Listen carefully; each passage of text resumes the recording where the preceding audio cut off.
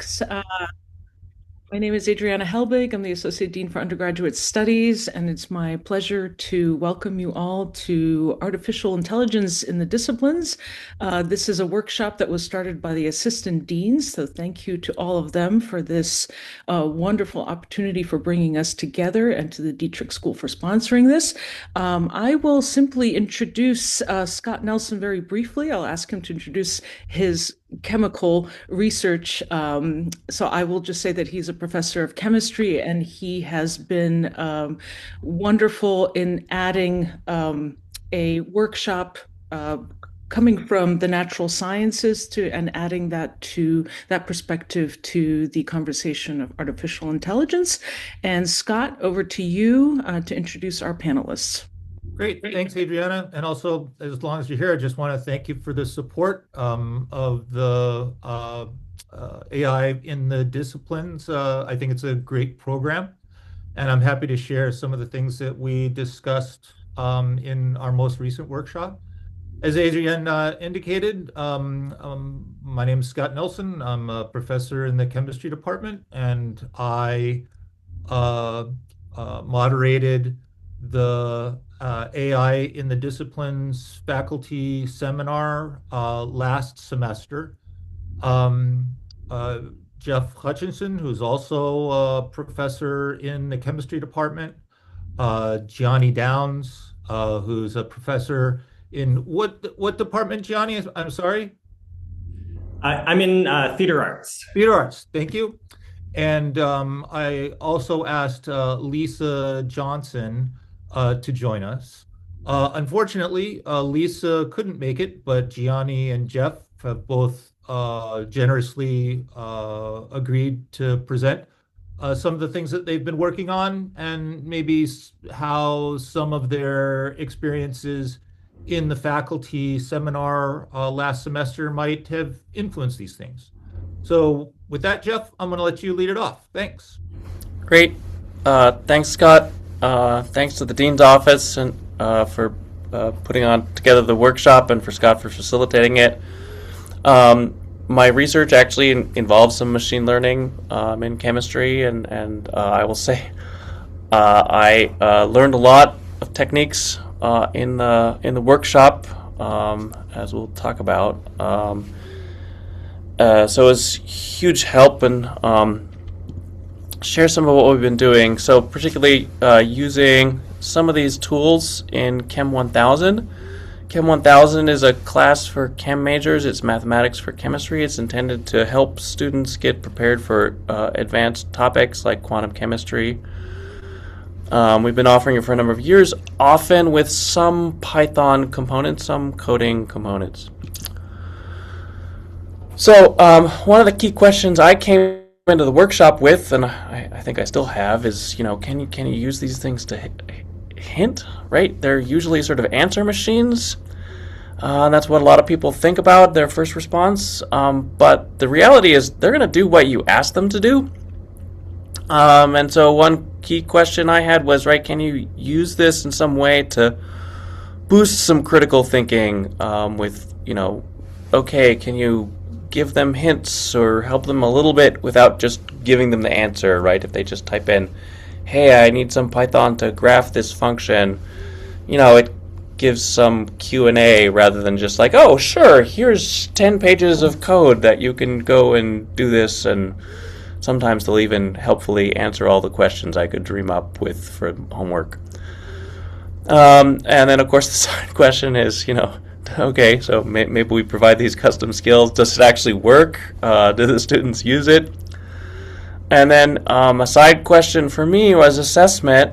Normally, we offer exams, and I've often allowed tool use, Python use during the exam. How do I provide a test that allows that tool use in these AI ages where Claude or ChatGPT can answer pretty much any question I could come up with at sort of that intro, mid-level, undergrad level, but ensures the students have some conceptual understanding and they're not just passing everything off to the AI tool, right? So that hopefully frames a little bit of where I was coming from. By the way, please post questions in the chat if you've got questions. I'm happy to make this interactive. So one thing we talked about in the workshop is, clear guidance for acceptable use. And Scott had suggested a framework. I've sort of adopted a green light, red light. Can also talk about, caution as well. I try to keep to the extremes because, of course, it can be sometimes a slippery slope. And so in the syllabus, right, I say, you're allowed to use AI tools. This is particularly for the final project that students are working on. I reiterated this, such as ChatGPT, Claude, Gemini, to help you generate code, brainstorm ideas, but you must document the use and what you learned and methods of validation. I'll show an example of the worksheet in a second. And keep in mind the course guidelines and acceptable use. So the point is saying, there's some things that are acceptable, they're okay. Obviously, completing your entire assignment for you falls in the not acceptable use, and we had a discussion at the beginning of class about, okay, if this were, some friend who already knows a bunch of coding, what is acceptable and not acceptable to use with them, and that was a useful framing for a lot of students. Yeah, okay, I got this, I need a hint from somebody, or this weird error message came back from Python, I don't understand it because it seems like it's speaking a different language. Asking your buddy who knows how to use Python is totally fine. And, asking your friend to complete your final project for you, that does not fall under acceptable, academic use under the honor code. So the AI process disclosure template, and this was largely retained identically to things we developed in the workshop in the fall.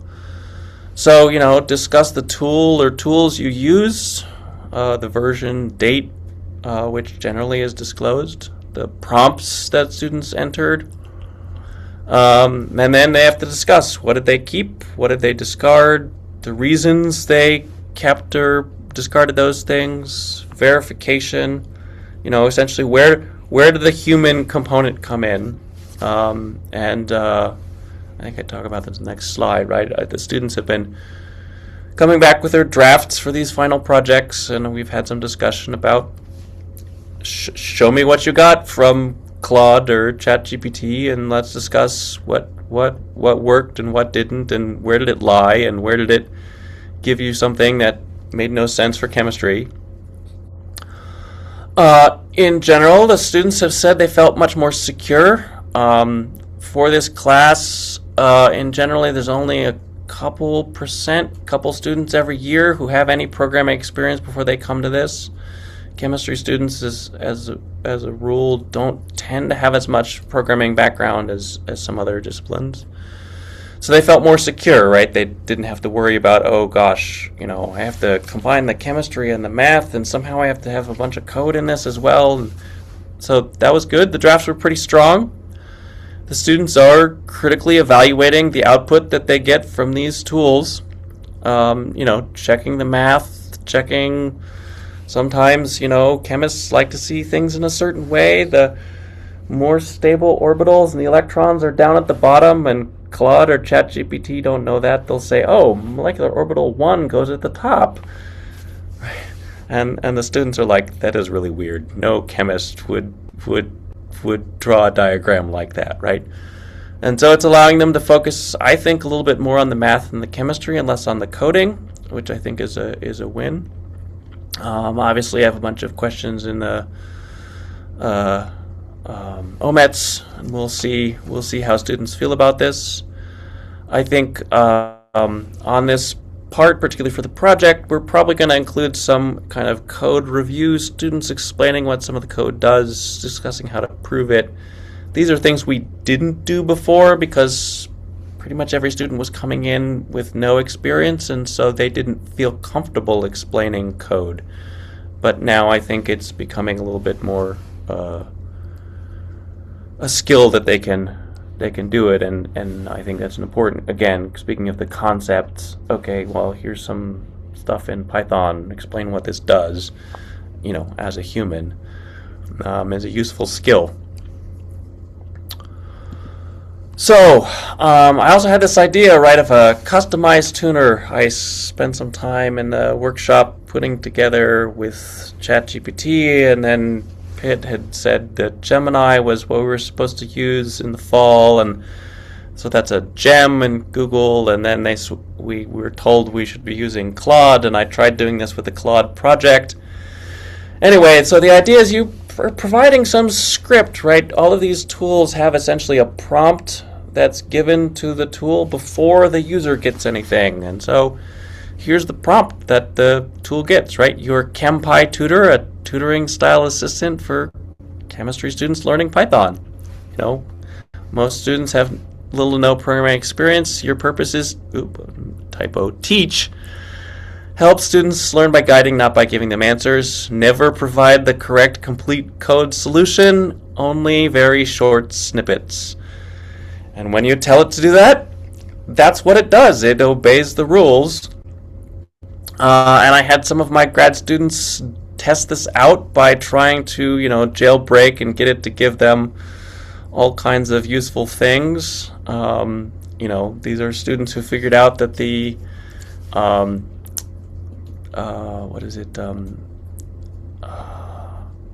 blanking. One of the fast food restaurants.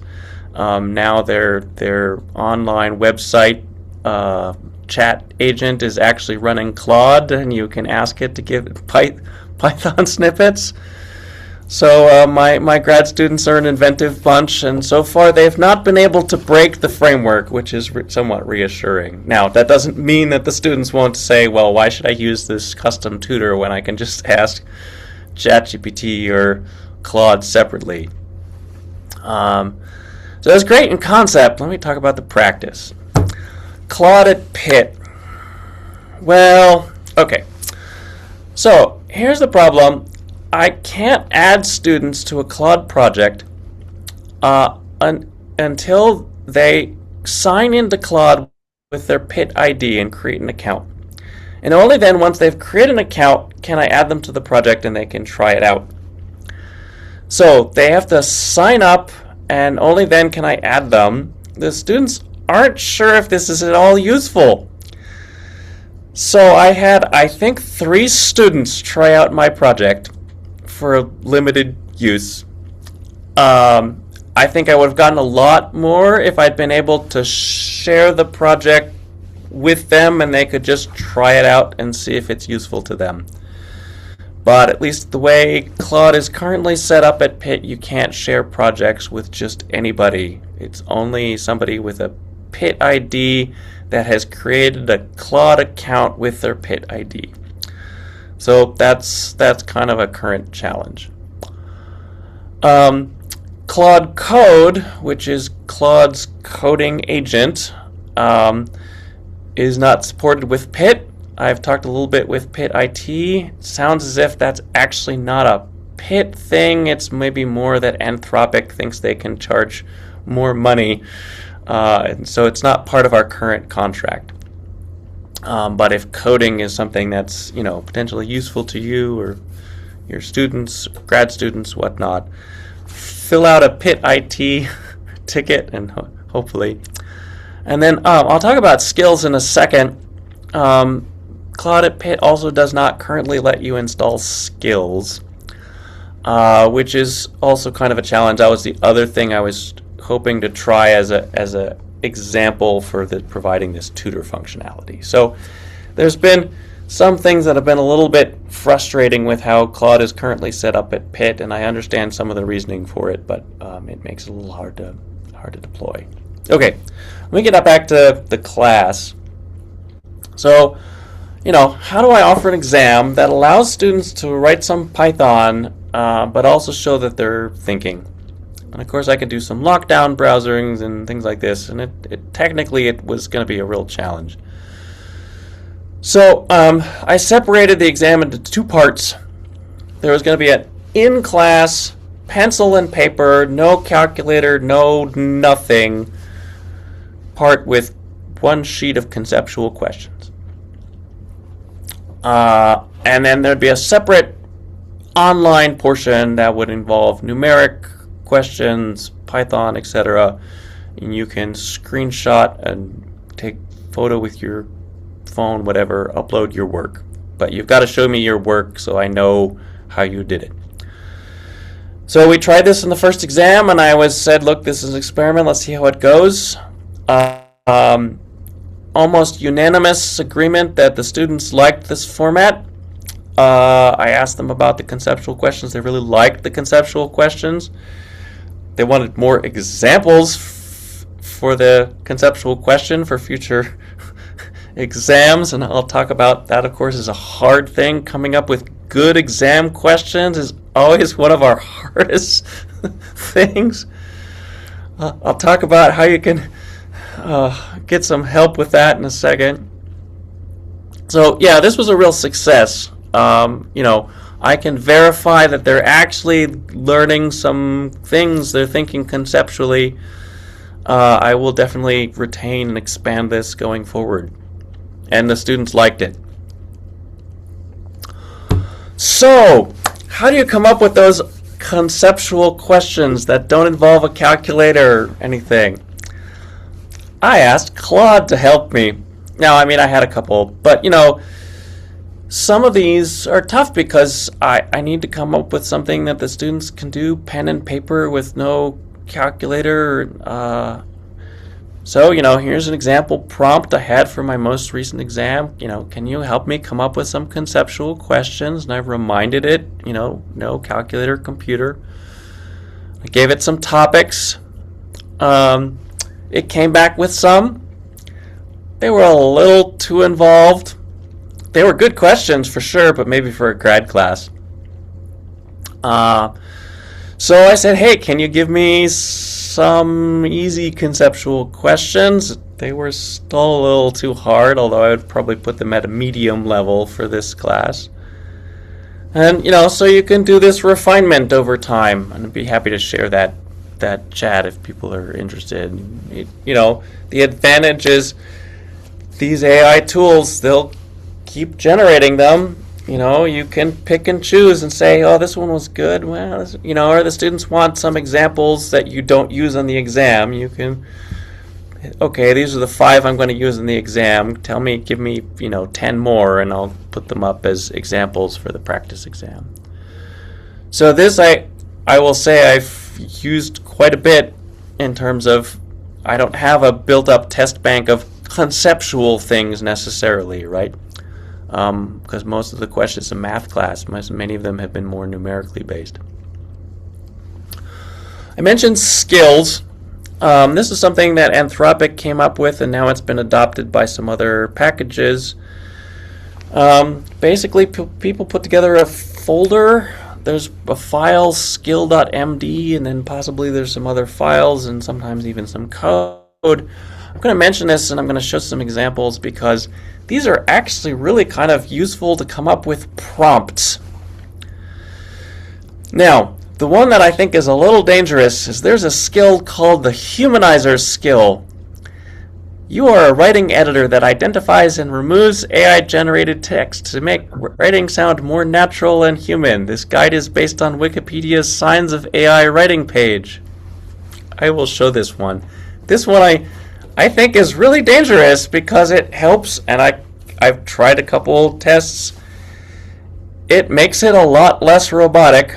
Although Scott had found this tool Pangram, it still fails the Pangram test. But is it easier? Is it easy to spot as an instructor? It's a lot harder to spot. But there are some other really interesting skills out there. So the two I'll also show are learning opportunities and learning goals. These are by a psychologist who studies software development. And this is someone who's saying, hey, how can we use learning science so that people are developing some conceptual understanding? Let me share that screen quickly. So if you can see, here's the humanizer skill. It comes up with some guidance to Claude to, identify AI patterns. Add soul do a final anti-AI pass. As I said, these tools will do what you ask them to do. And when you give them some guidance, it will better match human text.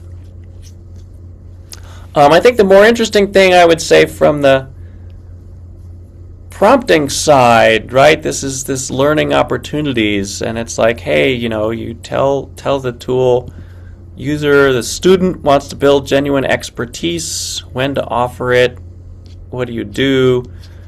And then the exercise types, and these are standard learning kinds of things: prediction, observation, reflection, generation, comparison, trace the path, set up a concrete scenario with specific values. And again, we can add these kinds of prompts to tools like ChatGPT and Claude, and they'll do what they're asked to do hey, here's a scenario for the student. Okay, here's some code. What does it do? What happens next? Wait before revealing each step. Continue through the whole code. And the same thing in terms of learning goals.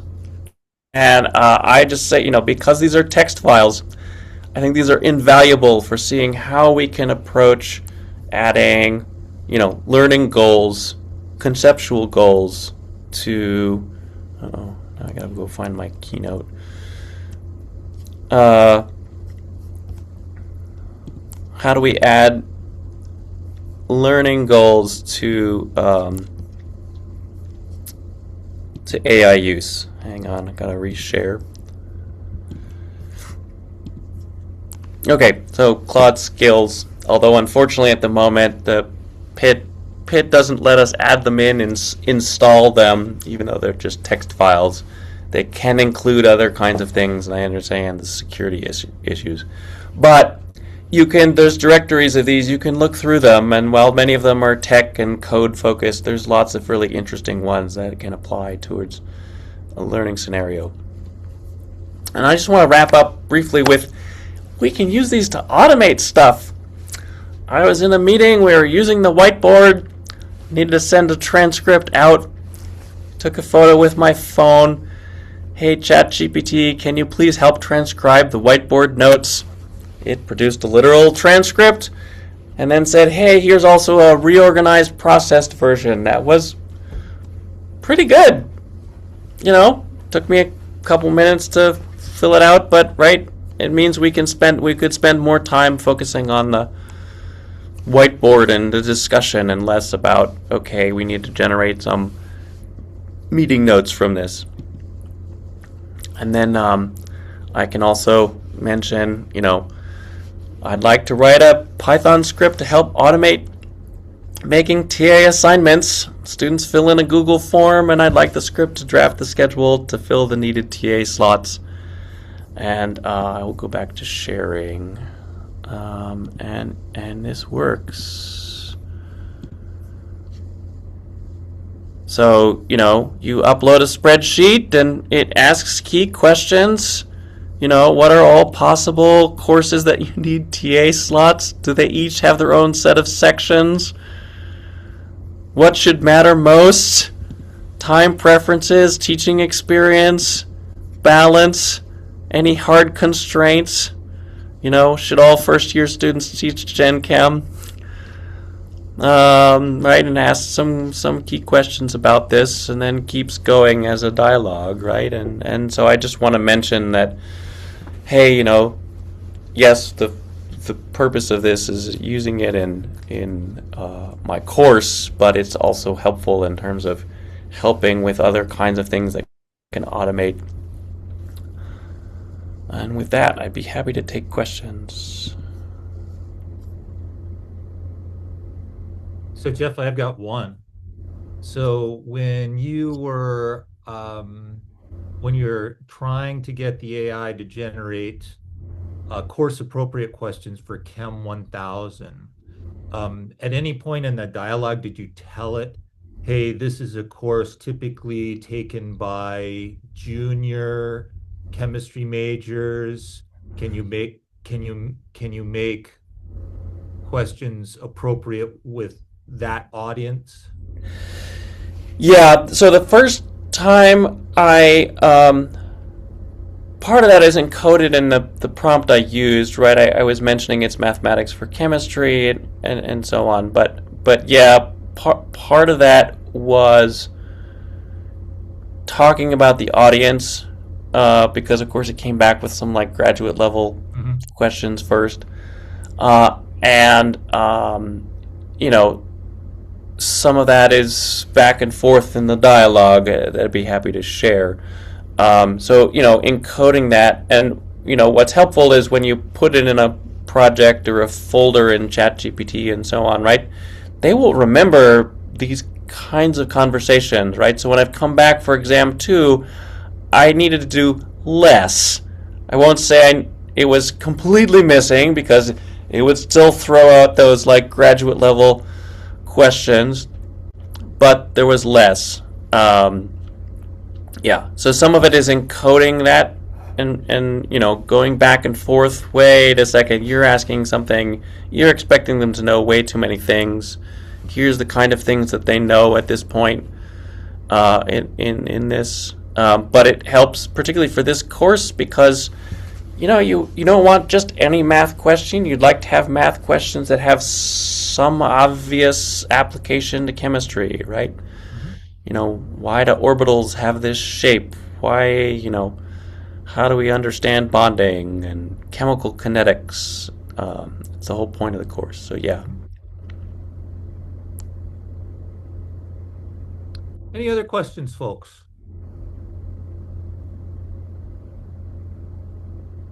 Okay, Geoff, thanks a lot. I really enjoyed it. Thanks very much.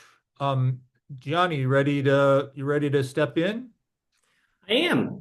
Great, thanks. Hi, everybody. I'm going to share my screen when we start chatting. That guy. Okay. Can you see my screen? Yes. Okay, great. Just move this out of the way. So first of all, I want to thank everyone in this room for the opportunity to take this seminar, this workshop. I have been struggling with AI in the creative fields, and a barrage of both positive feedback and extreme negative feedback. I will say this workshop was instrumental in defining my thoughts going forward. It was incredible.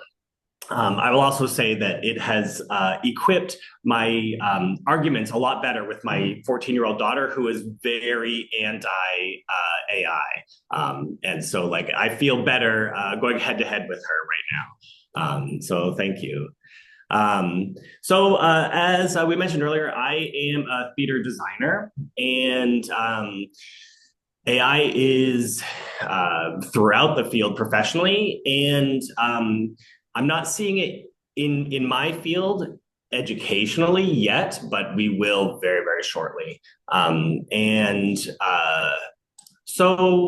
Just a little background for those of you guys who don't know. So scenic design is essentially like creating worlds on stage, and it is very collaborative. It's very interpretive. It uses a lot of artistic skills, but it is also a highly technical process. And so there's a lot of soft skills that are involved.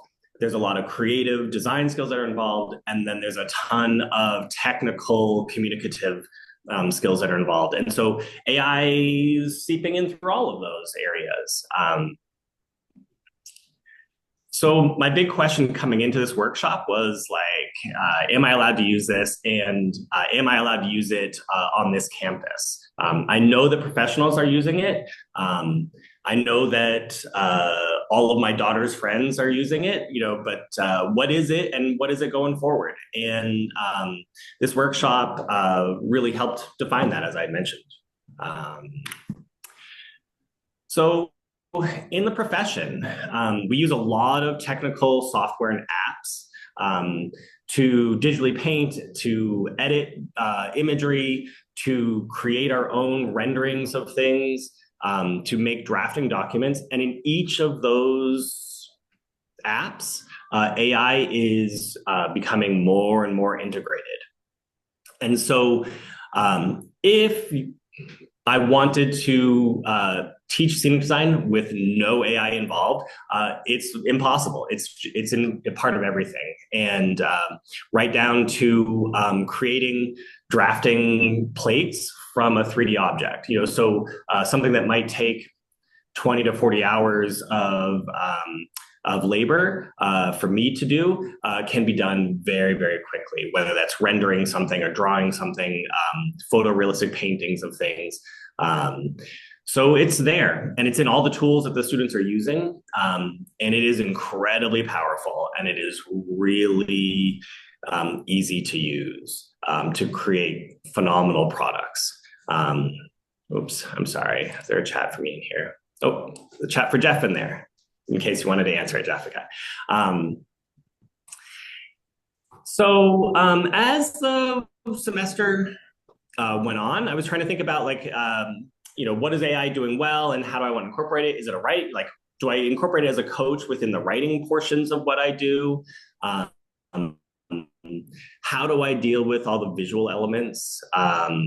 Specifically, things that I was looking for is, am I going to get a flood of AI designs from my students? Which right now is no, that is not happening at all. I do believe I'm getting a flood of AI written interpretive essays. So I'm working on how I deal with that right now, and my feelings on how all of that works. But my big fear, which was that I'm just going to get these beautiful renderings, is not happening. And in fact, the students are not following those paths yet, but they will be. So one of the big takeaways, and Geoff said this as well, was thinking about how to incorporate my personal comfort level with AI use in my classrooms, which I have found is actually quite comfortable. The big thing for me was just being open about my use and how I would like them to use, and how to help frame their future use of it in the profession. We are in the Wild West in the creative fields as to what this is, and there is a lot of derision for creative types who use AI, but in the trenches, they're all using AI for different reasons. And so I wanted to make sure students knew when they get into the field, this is what they're going to be using. And so much like Geoff had talked about, I worked on a RAG framework, what was unacceptable, what was acceptable, and what was gray area. I also have a series of descriptions of what you have used it for, to help bring some reflection on student AI use.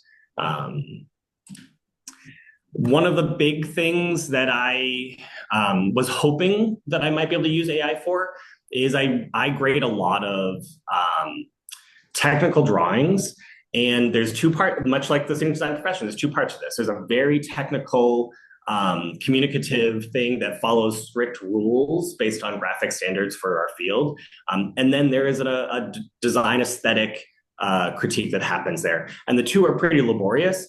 And I have to give all of the technical information. And I feel like when I do all of that, they're no longer ready to receive the conceptual information because they just got a flood of things to correct. And so what I was hoping to create was some sort of step before turning stuff into me, something that they could take their drawings into an AI to get an evaluative assessment of how they're using the graphic standards in our field and what is to be expected of them. I teach an introductory level drafting class, so there's a lot of learning technical skills. I had varying success with this, and right now I have something in a gem that does this. I have found you need really, really detailed high DPI drawings for it to read much out of it. And the feedback is spotty. So what I have changed to is something that helps me with my note taking. So what I would typically do on an image like this that we're looking at is I would give, well, for instance, they have put the views of this object in the wrong places, and their line weight isn't quite right. I would then cite in our graphic standards packets, like exactly where they could find this information to help them push them back towards that. And so what I am currently using is I write my notes now narratively, and I help, this gem will help me collate it, use my language, and then provide a very technical language with citations for them. And I find that this is actually a pretty good use of my time here. So I use them kind of like a highly skilled TA to provide my assessment feedback, which has sped up my grading of this type of thing really well. It hasn't solved my like pre-step wish, but it has solved some things as we go from there. I make sure that students know that I'm using this AI tool. I'm not using their names, I'm not using their drawings, but I am using that to provide this feedback. And every time I provide feedback in Canvas, I have this at the bottom. And I will say, I have gotten some flack from creative students that is sort of like, oh, you're using AI, which is what I was expecting. But I know for a fact that these same students are also using AI in their work because I can see it on their computers as they're working. So it's interesting. There's the negative thoughts for other people's use versus your own. So that's just an anecdotal type of thing. But I will say I surveyed my class, and I forgot to put in the survey results of it, but like the negative connotation in this creative class for AI use is quite high, but their use of it is also quite high. So it's interesting, and I will be surveying students throughout my time for the next few years, just like gauging their interest. But I find it really important to show what I'm doing. And why I'm doing it. And I talk about that with the students as well. That is the end. Yeah, I am open to any questions you may have as well.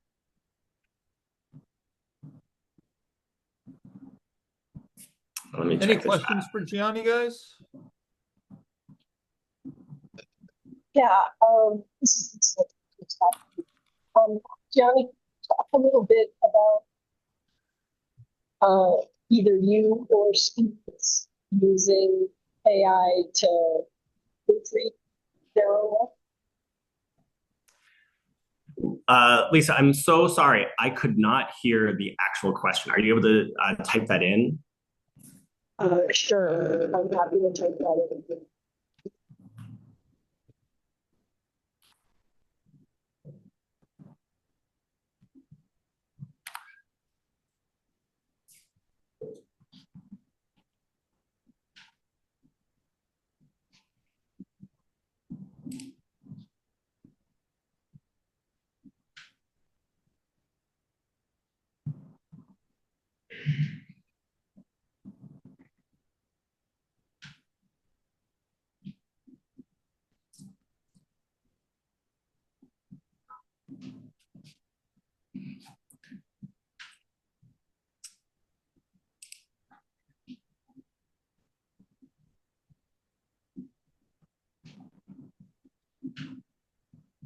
Okay, so the question is, have you or your students tried AI for proofreading text or images renderings?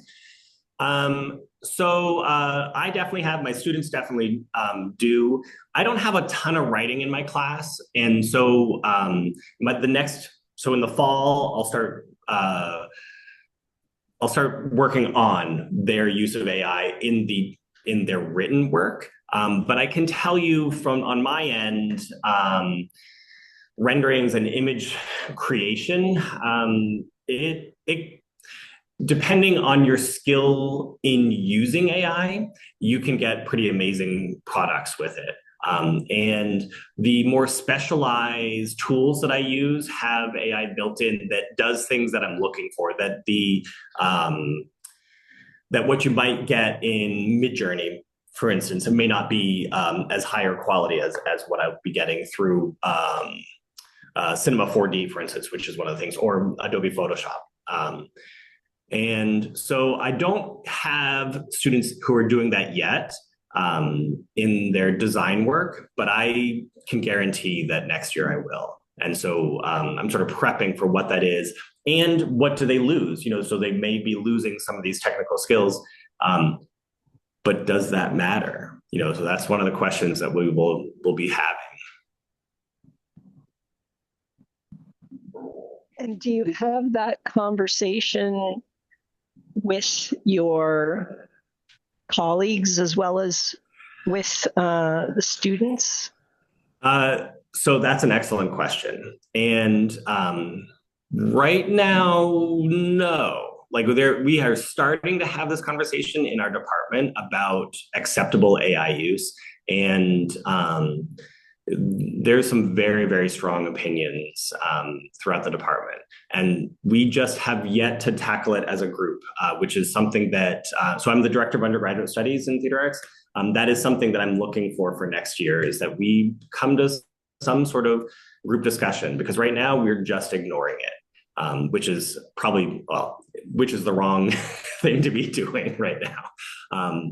I will say that one of the things about this workshop was it has taken me from being AI curious within the department to AI positive within the department. And so I am one of the few people who are just like, hey, this is how I'm using it, which I think is possibly good, but definitely I feel more confident about what I'm doing.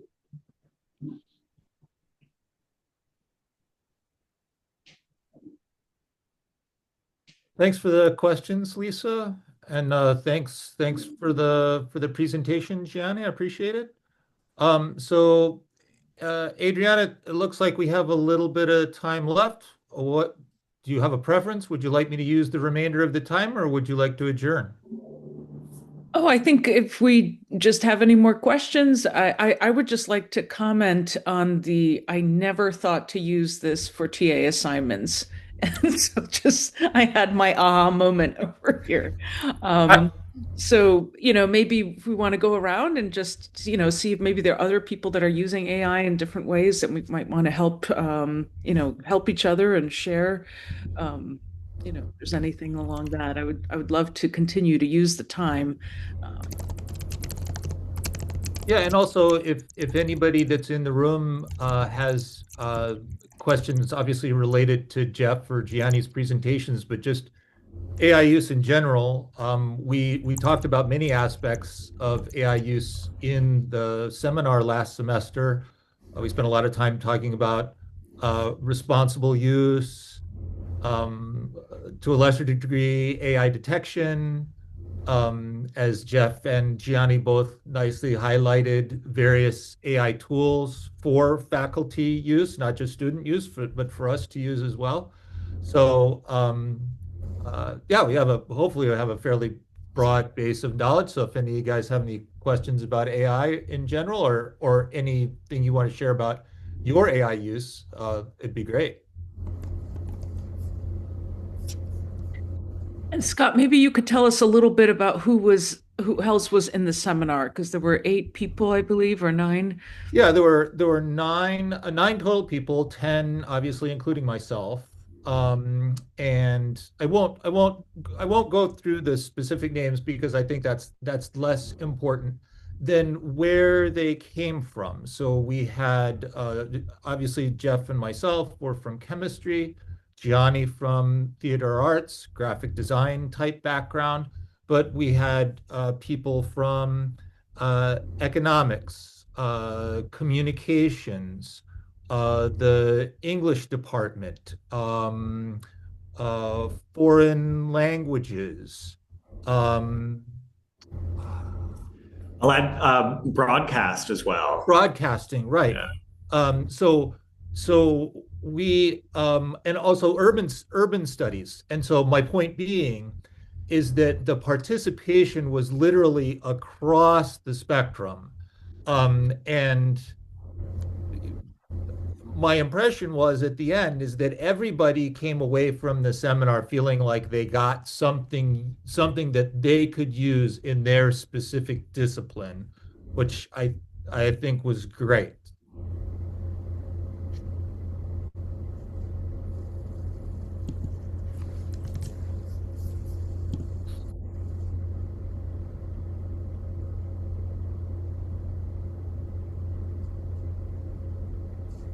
Uh, so there's a Dr. Fitzpatrick has a comment in the chat, which I can speak to a little bit.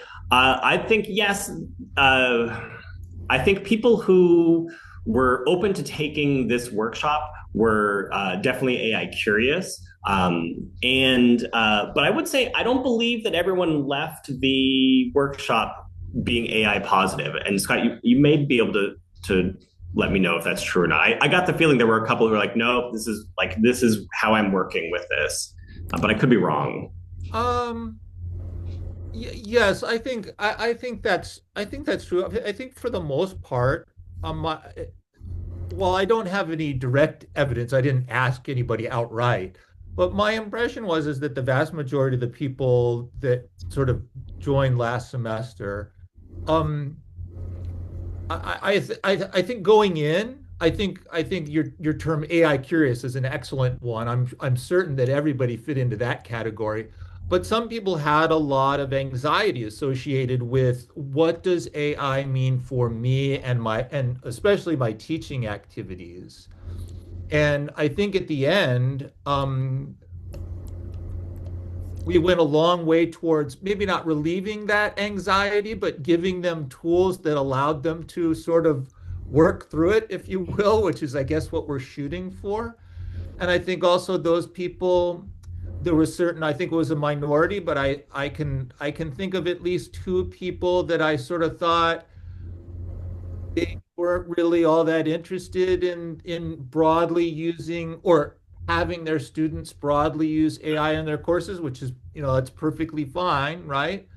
Um, and I'm not sure that we changed any minds, nor was this my goal in the seminar. But I think for the most part, the majority of the people walked out of the seminar based on the feedback that I got, saying, "Hey, I have a new perspective on AI use, and sort of my attitudes I had going into this seminar have really evolved, and I'm really, if not, sort of uh, completely adopted the notion of AI in education. I'm much more willing to sort of explore the potential positive aspects." So again, if that's the case, I would consider that to be a big positive. I I would say in my case, well, I went in with this kind of use case. Look, I've got these chemistry students. I want them to learn a little bit of Python, but I can see that it's going to help. But frankly, it's also every semester I always poll my students anonymously about AI use. And they're all using it. And so one of the things I explicitly went into the workshop with was, hey, I want to make sure I have a appropriate component for my syllabus and a criteria so that students understand what is okay, what I am okay with, and what I am not okay with. And because I know they're going to be using it. Now, I also want to convey that, look, there's one of the reasons I have these guidelines is there's some things where you can use AI, brainstorming or kicking off, because sometimes, right, you've got writer's block or whatever, and it will give an answer. That's its job, is to come up with giving you an answer. But not totally taking away our critical thinking, right? Because that's what I want to be promoting in my course is critical thinking. Um, and so I want to get across to the students that, look, there are ways that you can tell the AI, don't just give me the answer. I don't actually want, I know you can give me the answer. That's not what I'm asking you. I am stumped. Just give me a tiny little hint. Talking to colleagues. Yeah, and the automation part, I mean, part of that is also just, there's so many things that are being added to us right now that, like, if I can, I had to fill in a grant proposal and it needed a spreadsheet and had to be formatted slightly different than the spreadsheet I needed for the NSF. Did I tell Claude, hey, can you just help me get this data from my NSF into this DOE form? Yep. Yes, I did. Yep.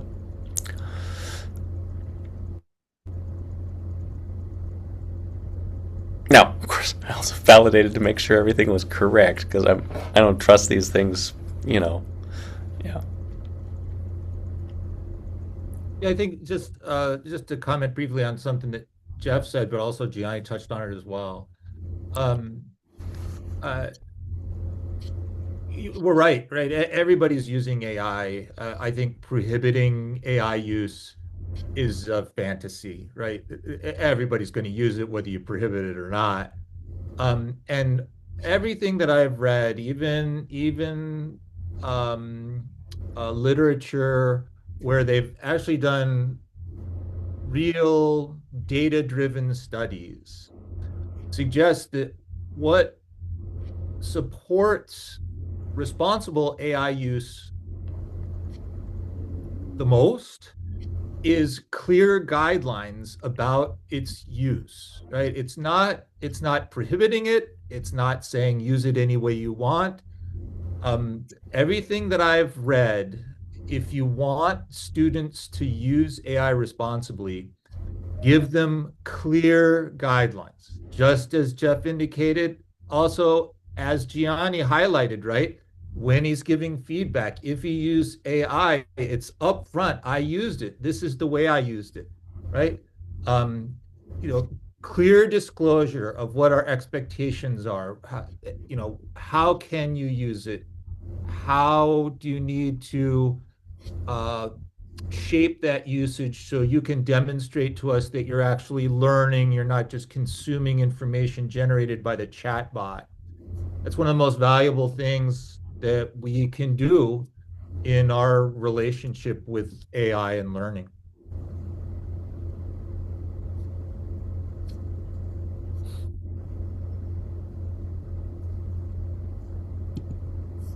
Looks like Lisa has a question, maybe our last question for today. I'll try to keep it short and audible. I mean, I'm really trying to think about this issue of what it is that we can show students we're doing and what they can usefully, over the course of the semester, start doing with AI. So that, for example, in the last 3 weeks of the semester, I like to turn over discussion facilitation to the students it's a seminar size course. And in whatever this week was, last Wednesday, week 12 or something, they're still saying, well, we want discussion questions and reading guide questions. And I'm like, okay, what are the discussion questions that I have been giving you all semester? What are the discussion prompts that I have provided for you all semester? And they really have trouble with that level of metacognition and trying to be specific about it and actually show them. So I proposed an experiment that we have these 2 books that we're reading right at the end of the semester. And, I'm not going to have a true experimental design, but I suggested that, people who wanted to could sign up to use the prompts that I had given them all semester to come up with their own reading guides and their own preparation and discussion prompts, or they could feed stuff into AI from the materials and see what AI came up with for discussion prompts and with material that is supposed to be preparing them to participate. And then what would be our criteria for assessing the degree to which one or the other of those things promoted good discussion, their active learning, da-dun. And I learned from JD, right, that I should have smallified it. I overwhelmed them with the idea of both an experimental design and their having to have some accountability for what they were doing. So, it's not really a question, but this is what I mean by the problem with automation and the stuff that I really enjoy about being in the classroom and about teaching them. It's like, why would I want to automate the things that are the last remnants of what's enjoyable about the teaching part of my job? I guess that's the cynical, I haven't taken the seminar because there weren't any slots by the time I tried to set up for it, to sign up for it, approach. And I think that's my concern, that the university is undermining its value proposition for students and is undermining it's extracting the last remnants of what can be joyful about instruction. And I think that might be more trouble than it's worth. But I really appreciate the ideas of guidelines and having actual conversations with our colleagues about how to make this work or not, and the standards that we're going to use. Sorry to be so long-winded about it. That's okay. So Adriana, before we wrap it up, just let me say, so Lisa, we're almost out of time. So I think sort of a detailed discussion of your comments is maybe not possible in this forum, but I do have some thoughts about things that you said. You might not agree with any of them, but if you'd like to talk about them offline, I'd be happy to. If you think that might be of any use to you, just send me an email. We can meet, or maybe we can chat online, something like that. That would be super. Yeah, because as I say, I have some thoughts. Some of the things that you brought up, we touched on in the seminar last term, and I apologize for you not being able to participate, but maybe I could share with you some of the things that we discussed that you might find useful. Super, thank you. And Adriana, I really want to say how this is the second of these that I've been able to attend, and I've really appreciated these kind of report outs from the seminar. Oh, thank you so much. And thanks to Russ, who's really the hero here for bringing us together at the end of the semester. So if you've been able to join any of these, please reach out to the participants. And again, thank you to Scott. Thank you to Jeffrey and Gianni for really an excellent presentation. And if you're interested, then continue to apply. We're working to expand the opportunities for everybody here, and we'll continue with this report out model so that more and more people can be familiar with the projects as we move forward. All right. Thank you, everybody. Thanks. Bye. Bye, Adriana. Bye. Bye, everybody.